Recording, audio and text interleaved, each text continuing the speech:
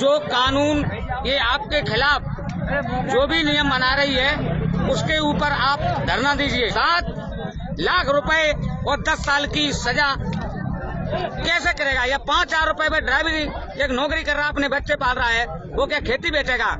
With the nationwide transportation strike entering its second day on Tuesday, vehicles lined up outside petrol pumps as fuel supply was impacted in cities across the country. The 3-day strike was launched by truck, bus and tanker drivers to protest against the stringent jail and fine regulations under the newly launched Bharatiya Nyaya Sanhita for hit-and-run cases. In Maharashtra, the state government has requested police to ensure an uninterrupted supply of petrol and diesel. Meanwhile, commuters across states encountered travel inconvenience on Tuesday due to ongoing strikes. Since Monday, protesters have blocked roads and highways across states like Gujarat, Rajasthan, Maharashtra and MP. Concerned locals hurried to petrol pumps in various cities, fearing disruptions in fuel supply due to the agitation. 7 lakh रुपए और 10 साल की सजा कैसे करेगा? या 5,000 रुपए में ड्राइविंग एक नौकरी कर रहा, अपने बच्चे पाल रहा है, वो क्या खेती बेचेगा? भला किसी के पास इतनी जमीन भी नहीं है जो इतना ये भुगतान करे।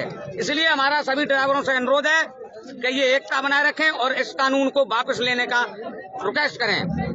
अपनी स्वतः हड़ताल करे हुए हैं, क्योंकि मजदूर को जब मजदूरी मिलती है उससे भरण पोषण नहीं हो रहा है तो कहाँ से कर देंगे, कहाँ से जुर्माना भरेंगे?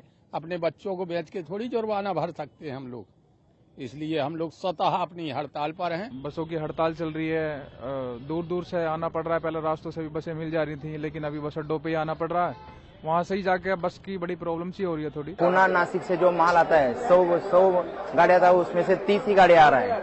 वो भी कल 2 दिन में नहीं आएगा। कुछ असर होगा वो मालूम नहीं है। जो जनता को असुविधा हो रही है वो जनता शासन प्रशासन से कहे कि ड्राइवर कंडक्टरों की ऐसी मांगों को वापस दे और ऐसे कानूनी अपराध को माफ करे। अगर कानूनी अपराध केंद्र सरकार यह माफ करती है तो हम लोग कल ही से जाने को तैयार हैं। Now, under the new law which replaced the colonial-era Indian Penal Code and was introduced by the Home Minister Amit Shah in the last Parliament session, the drivers who cause a serious road accident by negligent driving and run away without informing the police or any official from administration can face punishment of up to 10 years or a fine of 7 lakh rupees.